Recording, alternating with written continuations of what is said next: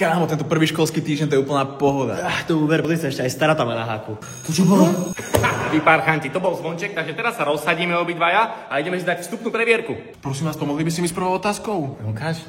Adam, ale tam sa máš podpísať, to je tvoje meno. A meno mám dať, že svoje, že krstné meno, alebo že Birmulkové tam mi dali, že Konštantinopol. Adam, ty bez muzek, iba sa tam podpíš a idem diktovať otázky, dobre? Takže tá prvá odpoveď je Adam?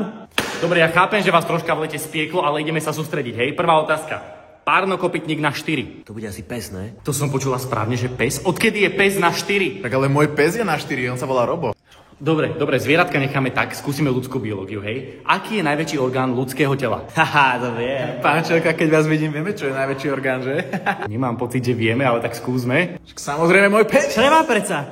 Počula som tu dve rozlišné odpovede. K jednej sa nejdem ani vyjadrovať a k druhej ti poviem asi toľko, že mne sa zdvíhajú čreva, keď vás vidím. Dobre, posledná otázka z matematiky. Mančelka, tá prvá otázka teda bola, že Adam? Dobre, ja to môžem srať za tých 450 eur. Viete čo, vyhrali ste. Zahrajte si nejaké karty, zahrajte si benga a ja neviem, idem piť.